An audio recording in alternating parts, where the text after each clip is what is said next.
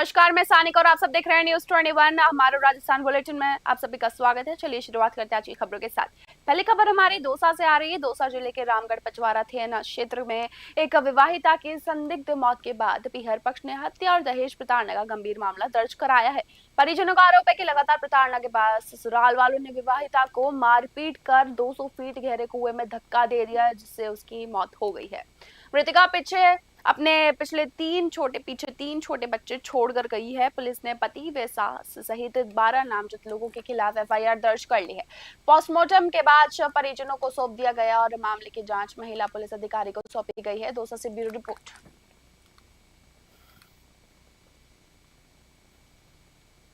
श्रीकरणपुर क्षेत्र के गांव 17 में रेलवे अंडरब्रिज के आगे ओ माइनर नहर किनारे खाली सरकारी भूमि पर भूमाफियाओं द्वारा अवैध अतिक्रमण करने का मामला सामने आया। यहां सड़क किनारे लकड़ियां रखकर और पशुपालन के लिए कमरों का निर्माण कर कब्जा किया गया है।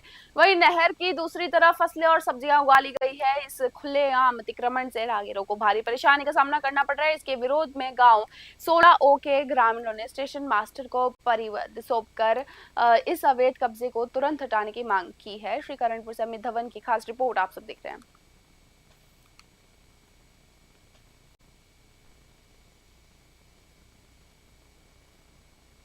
जयपुर के कॉन्स्टिट्यूशन क्लब ऑफ राजस्थान में राइट कोर्ट सोसाइटी द्वारा राजस्थान एआई समिट 2026 का आयोजन किया गया, जिसमें देश भर में शिक्षाविद, तकनीकी विशेषज्ञ, स्टार्टअप और संस्थापक और युवा शामिल हुए। इस समिट में शिक्षा और उद्योग के बीच स्किल गैप, प्रैक्टिकल ट्रेनिंग और स्टार्टअप इकोसिस्टम और नवाचार को बढ़ावा देने जैसे विषयों पर विस्तार से चर्चा हुई।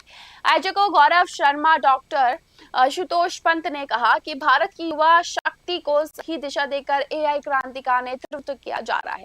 कार्यक्रम में निक्सी यानी कि NIXI के CEO डॉक्टर देवेश त्यागी, IIT मंडी के प्रोफेसर डॉक्टर अमित शुक्ला और अन्य विशेषज्ञों ने हेल्थ केयर, कृषि शिक्षा और रोबोटिक्स में एआई की भूमिका पर विचार रखे।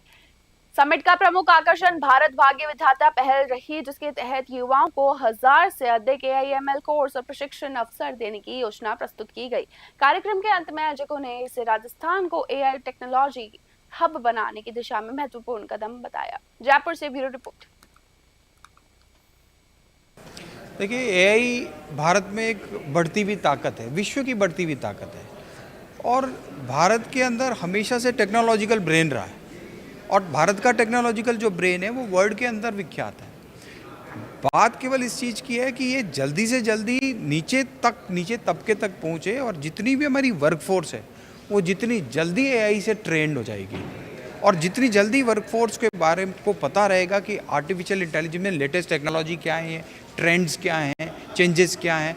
मुझे लगता है कि यहाँ पर इसका जो सक्सेस रेशियो है वो बहुत ज़्यादा होगा, क्योंकि हम कैलगरी मेन रोड पर एक 5000 स्क्वायर फीट के एरिया में ट्रेनिंग सेंटर इस्टेब्लिश करने की शुरुआत कर चुके हैं और यहाँ का जो एक लोकल इंजीनियर एक माइंड है वो यहाँ की जो लोकल इंडस्ट्रियाँ, चाहे वो डायमंड्स की हों या फिर वो टेक्सटाइल की हों या फिर पावर सेक्टर की, इवन गवर्नमेंट सेक्टर में भी एआई का काफ़ी चलन होने लगा है। देखिए, एआई के बारे में जो प्रश्न आपका है बड़ा महत्वपूर्ण प्रश्न है, लेकिन आपने हनुमान चालीसा सभी पढ़ रहे हैं। एक चौपाई है, अष्ट सिद्धि नव निधि के दाता। तो हनुमान जी तो एआई जब से शुरू यूज़ कर रहे हैं, आप समझ सकते हैं अष्ट सिद्धियां क्या हैं और नौ निधि क्या है। अगर आपको इसका ज्ञान है तो आप संपूर्ण एआई को समझते होंगे। खबर हनुमानगढ़ के नौहर क्षेत्र से है, जहां ग्राम पंचायत भगवान के राजकीय उच्च माध्यमिक विद्यालय में शहीद बैंक मैनेजर विजय बेनीवाल की चौथी पुण्यतिथि पर स्वैच्छिक रक्तदान शिविर आयोजित किया गया। शिविर में ग्रामीणों और युवाओं ने उत्साहपूर्वक भाग लेकर 70 यूनिट रक्तदान किया, जिससे राजकीय ब्लड बैंक हनुमानगढ़ और मोनालिसा ब्लड सेंटर नौहर की टीमों द्वारा संग्रहित किया गया। इस मौके पर पर्यावरण संरक्षण के तहत सभी रक्तदाताओं को पौधे वितरित किए गए। कार्यक्रम में जिला परिवहन अधिकारी राय सिंह सुर ने युवाओं को यातायात नियमों की जानकारी देकर सड़क सुरक्षा की शपथ कराई। हनुमानगढ़ से विनोद चौधरी की रिपोर्ट आप सब देख रहे हैं।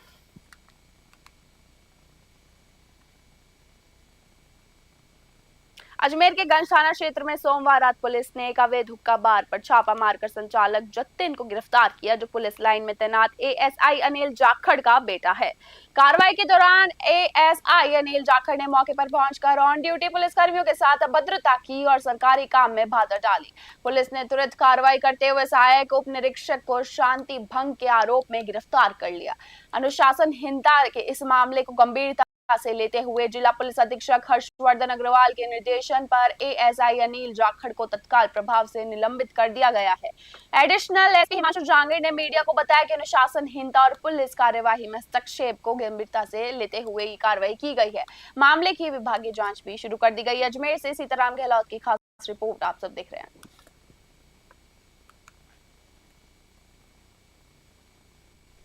कल रात्रि को गंज थाना पुलिस द्वारा कार्रवाई की गई थी, जिसमें धूम्रपान अधिनियम के तहत एक अवैध हुक्का बार संचालन पे रेड किया गया था और वहाँ पर मौके से कुछ लोगों को कोटपा में चालान किया गया, वो धूम्रपान कर रहे थे और रेस्टोरेंट संचालक जो जतिन लड़का था उसको गिरफ्तार किया गया।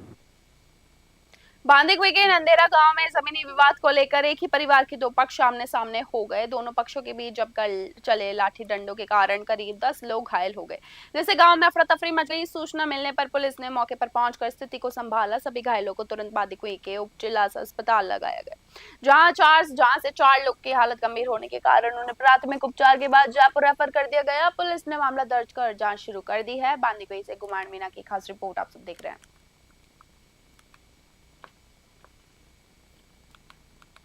वंदे गंगा जल संरक्षण जन अभियान के तहत मंगलवार को दौसा के कालाखो बांध पर जल पूजन और पौधारोपण का महाआयोजन हुआ।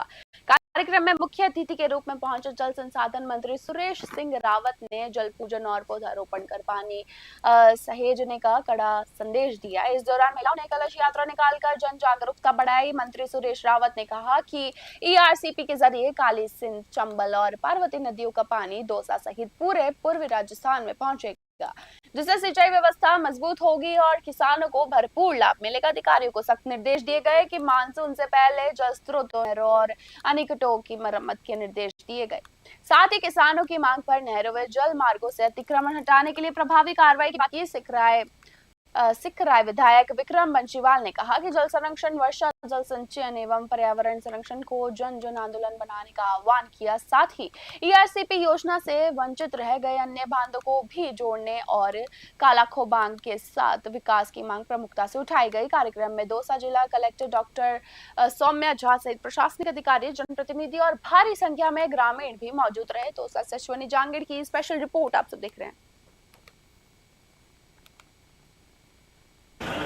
वंदे गंगा अभियान जल संरक्षण के तहत आज कालोखा बांध में जल संसाधन मंत्री भी पधारे हैं, विधायक, स्थानीय विधायक भी हैं। तो बात करते हैं कि इसको लेकर क्या प्रयास और चल रहे हैं कि जिससे जल संरक्षण ज़्यादा से ज़्यादा हो सके और क्षेत्र की जनता को इसका फायदा मिल सके। देखिए, दौसा वैसे बहुत ही जल के मामले में काफ़ी कमी है दौसा के अंदर, उसी को लेकर जल संरक्षण का अभियान चल रहा है। पूरे राजस्थान में चल रहा है क्योंकि राजस्थान एक मरु प्रदेश है। गंगा जल संरक्षण जन अभियान 25 मई से लेकर 5 जून तक चलेगा और इस अभियान के तहत आज दौसा जिले के इस जो कार्यक्रम है यहाँ आए हम, और सभी हमारे विधायक महोदय भी है, हमारे जिलाध्यक्ष भी है, हमारे पार्टी के पदाधिकारी भी है, जनप्रतिनिधि भी है, प्रशासन के कलेक्टर साहब और सभी लोग भी है।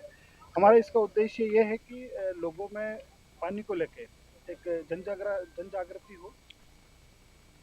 बसवा के कोलाना के स्वामी विवेकानंद मुक्ति स्कूल में सुशील जी महाराज के नेतृत्व में संत सम्राट सदगुरु कबीर संत सत्संग समारोह का भव्य आयोजन किया गया। कार्यक्रम में दूर दूर से आए संत महात्माओं ने कबीर साहब की वाणी, भजन और प्रवचनों के माध्यम से सेवा, प्रेम और सत्य के मार्ग पर चलने का संदेश दिया। संतों ने श्रद्धालुओं से सामाजिक बुराइयों को त्याग कर सदाचार और मानवता को अपनाने का आह्वान किया।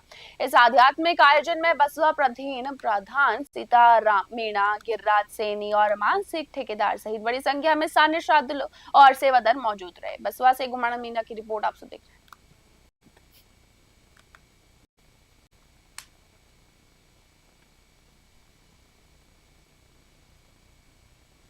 वंदे गंगा जल संरक्षण जन अभियान के तहत भाजपा रामगढ़ मंडल की ओर से गांव जालियां सेंकड स्थित नारायण सागर बांध पर कार्यक्रम आयोजित किया गया। कार्यक्रम में मसूदा विधायक वीरेंद्र सिंह कानावत मुख्य अतिथि के रूप में उपस्थित रहे। कार्यक्रम की शुरुआत विधायक कानावत ने नारायण सागर की पूजा अर्चना एवं साफ सफाई करके की। इस अवसर पर उन्होंने उपस्थित जनप्रतिनिधियों, अधिकारियों एवं ग्रामीणों को जल संरक्षण और जल स्रोतों के संवर्धन की शपथ दिलाई। उन्होंने कहा कि जल संरक्षण वर्तमान समय की सबसे बड़ी आवश्यकता है और इसके लिए जन भागीदारी बेहद जरूरी है। कार्यक्रम के दौरान विधायक ने नारायण सागर बांध का अवलोकन किया तथा नौका विहार की भी आनंद लिया। उन्होंने क्षेत्रवासियों से जल स्रोतों की स्वच्छता बनाए रखने और वर्षा जल संचयन को बढ़ावा देने का आह्वान किया।